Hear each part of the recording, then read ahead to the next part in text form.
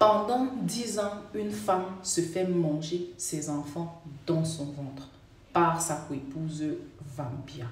Je vous raconte ce qui se passe. Donc, cette femme vampire en question, elle était mariée à un homme qui, après qu'ils aient fait 4 enfants, le monsieur a commencé à aller voir ailleurs et c'est comme ça là qu'il est tombé sur une jeune fille et ça semblait plutôt bien se passer.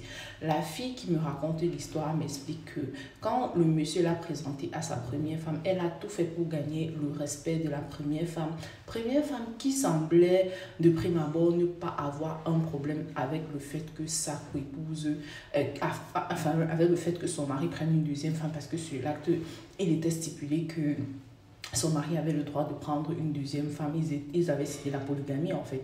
Et elle avait déjà fait 15 ans de mariage. Donc la jeune dame arrive dans son foyer. Elle dit à plusieurs reprises dans le message qu'elle m'a envoyé, elle dit: je te jure Anne-Marie, je n'ai jamais manqué de respect à cette dame. On n'a même jamais eu l'impression qu'on avait un problème. Au contraire, elle me considérait comme sa petite sœur. Je faisais les courses, on s'entendait tellement bien que les gens ne comprenaient pas pourquoi. Elle m'a toujours soutenue à chaque fois que je faisais les fausses courses. J'ai perdu des jumeaux, j'ai perdu ci, j'ai perdu ça. Même quand mon mari voulait commencer à mal se comporter, elle disait non, c'est Dieu qui donne les enfants et tout. Elle était même très chrétienne, elle était toujours dans les nuits de prière, ce genre de choses en fait. Donc, il y a quelques jours de cela, le mari en question, en allant accompagner les enfants de la première femme à l'école, ils ont fait un accident de la circulation et la dame a perdu 3 de ses enfants. Le 4e a perdu une jambe et on ne sait même pas si, jusqu'au genou, on ne sait pas si on va arriver ici là parce que la jambe est vraiment dans un état défectueux. On dit donc que elle dit donc que quand on a annoncé cette nouvelle à la première femme, elle était dévastée, elle était déboussolée. Elle a tellement pleuré et elle dit qu'elle à côté, elle pleurait tellement avec sa coépouse que sa coépouse, dans un moment de délire, parce qu'elle était tellement désespérée par par la situation qui lui arrivait, qu'elle a commencé à dire en patois que Seigneur, si c'est parce que j'ai passé toutes ces années à manger les enfants de ma coépouse dans son ventre. Pardon, je te prie de me pardonner. Tu ne peux pas me punir comme ça. J'ai déjà fait mes enfants jusqu'à ce que je sais que j'ai fini d'enfanter. Aujourd'hui, tu veux me remettre à zéro. Pourquoi?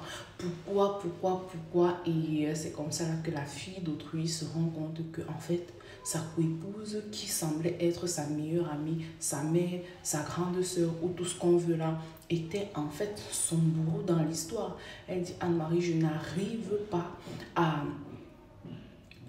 pas à recevoir cette nouvelle-là parce que les enfants de ma coépouse, elle les avait poussés à me respecter. J'étais leur grande sœur, j'étais leur nounou, j'étais tout. Ces enfants étaient mes enfants. J'avais même commencé à dire: ah, peut-être si Dieu ne m'a pas donné les enfants de mon ventre, ce sont les enfants de ma coépouse finalement se comportent comme mes enfants. Apprendre et la mort de ces enfants et le fait que c'est ma coépouse qui mangeait mes enfants dans mon ventre, je suis dépassée par la situation.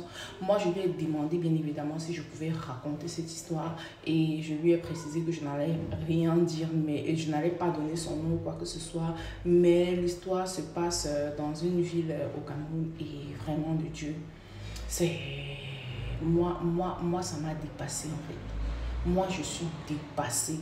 Genre, à quel niveau est-ce que l'être humain peut aller avec une certaine forme de méchanceté? Parce qu'au fond, gars, ta coépouse s'est bien comportée avec toi. Qu'est-ce qu'il y a de fini avec tous ces mots-là dans son... Bref, les amis, s'il vous plaît, dites-moi ce que vous en pensez.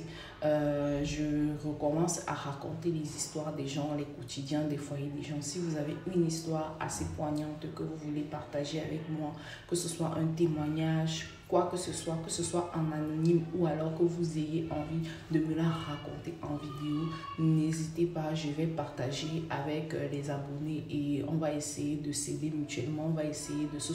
Parce que parfois quelque chose t'arrive, tu crois que c'est la pire pire chose qui puisse arriver à un être humain. Quand quelqu'un à côté te raconte son histoire, tu mets les mains sur la tête, tu avales la salive, tu dis que hey, papa, bête encore, c'est ma situation aussi.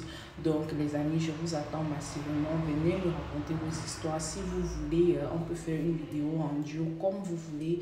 Je suis ouverte à vos propositions. Honnêtement, vous me savez toujours rieuse, toujours très joyeuse. Mais moi, honnêtement, aujourd'hui, je ne peux pas rire parce que cette histoire, c'est un peu ouf pour moi. Prenez soin de vous et que Dieu nous bénisse tous, toutes en fait.